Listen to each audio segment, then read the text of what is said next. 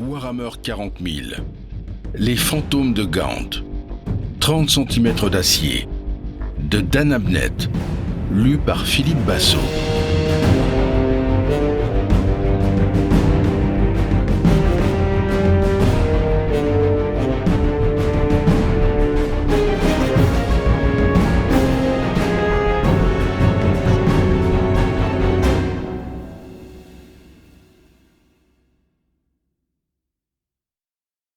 Depuis plus de 100 siècles, l'empereur siège, immobile, sur le trône d'or de Terra.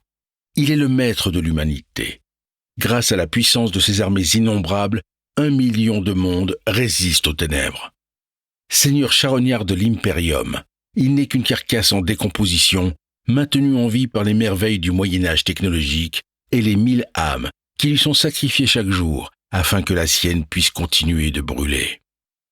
Être un homme en ces temps troublés, c'est être un individu insignifiant, noyé au milieu de milliards d'autres. C'est vivre sous le joug du régime le plus cruel et le plus sanguinaire qui soit. C'est souffrir une éternité de carnage. C'est voir ses cris d'angoisse et de désespoir étouffés par le rire moqueur des dieux sombres. C'est un âge obscur et terrible, dans lequel vous ne trouverez que peu de réconfort ou d'espoir. Oubliez la puissance de la technologie et de la science. Oubliez les promesses du progrès et de l'évolution. Oubliez ce que vous savez de la nature humaine ou de la compassion. L'espoir n'existe pas au royaume des étoiles, car dans ce lointain futur de sinistres ténèbres, il n'y a que la guerre. Durant les 6 premiers mois de l'année 772.M41, la 17e de la campagne dans les mondes de Sabbath, les forces de croisade aux ordres du maître de guerre Makarot s'efforcèrent de consolider les acquis de l'hiver précédent et de les tourner à leur avantage. L'obtention de la suprématie dans le système de Cabal paraissait désormais possible, grâce aux lignes d'approvisionnement surnommées les veines de la victoire, ouvertes suite au succès sur Gigar, Hounddrift Nova, Tanzina 4, Fantine et sur le monde forge prééminent d'Urdesh. Mais le fameux monde forteresse de Morlond continuait de résister, et certains rapports semblaient suggérer qu'Urlok Gor, apparemment devenu le seigneur suprême des forces ennemies depuis la mort de l'archonte Nadzaibar sur Balahut, rassemblait un groupe de contre-attaque dans l'amas de Carcharadon.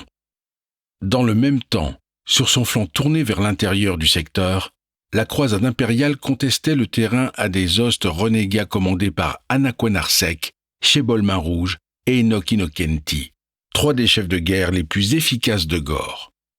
Guidé par son instinct et son impulsivité coutumière, et malgré les mises en garde de son état-major, Makarot divisa ses forces et les répartit entre ses généraux de confiance.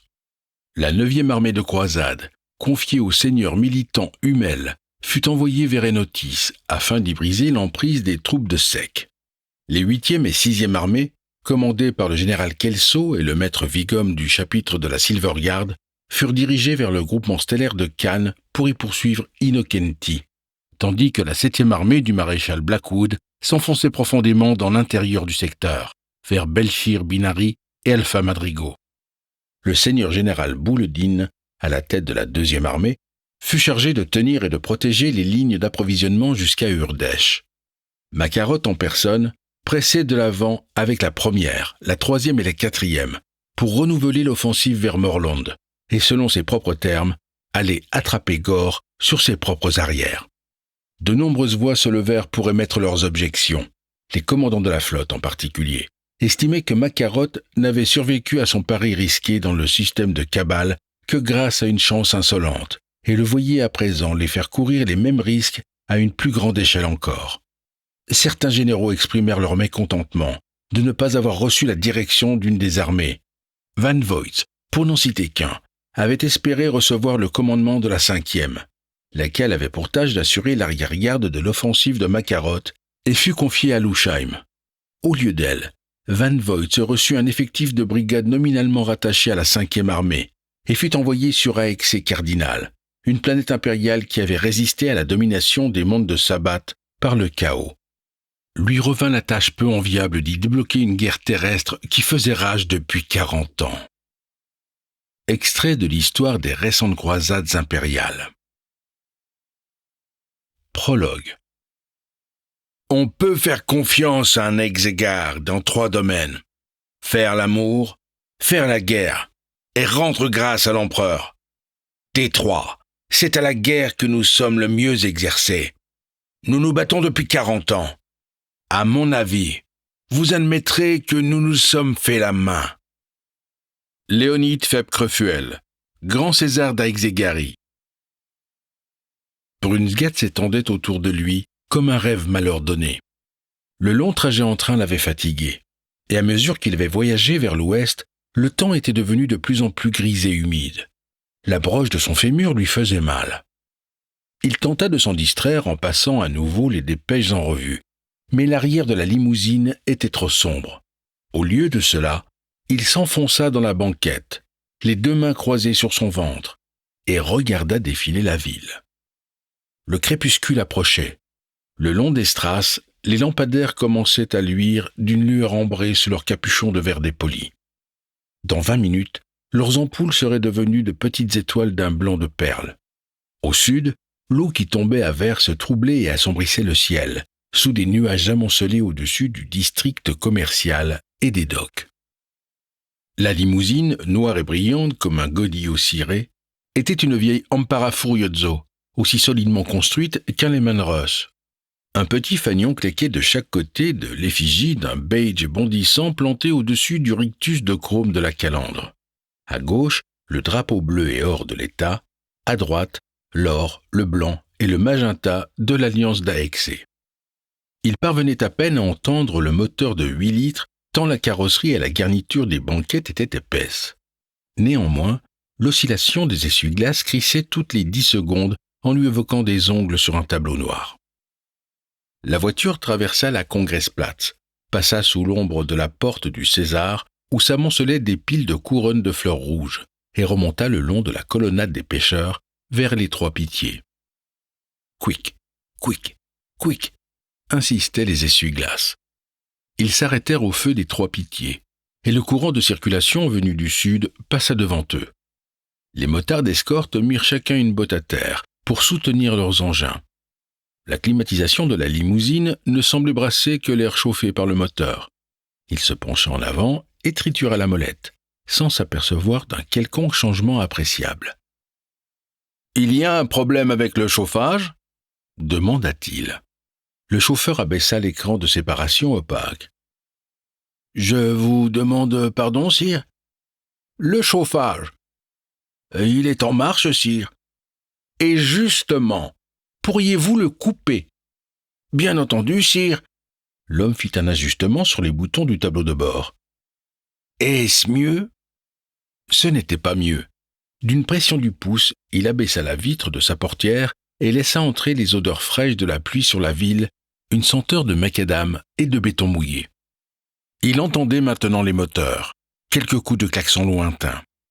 Sur le côté de la chaussée, près du carrefour, un stand de fleuriste fermé pour la nuit. Le vendeur, protégé par un imperméable transparent, repliait à la main les bouquets fractales dans leurs étuis métalliques. Les pétales mathématiques grésillaient, éteints par ses mains expertes.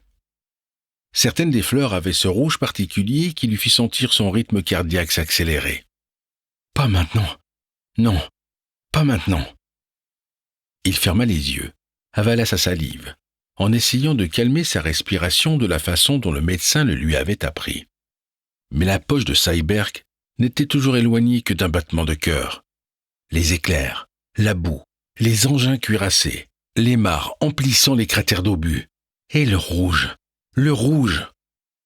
Le feu passa au vert.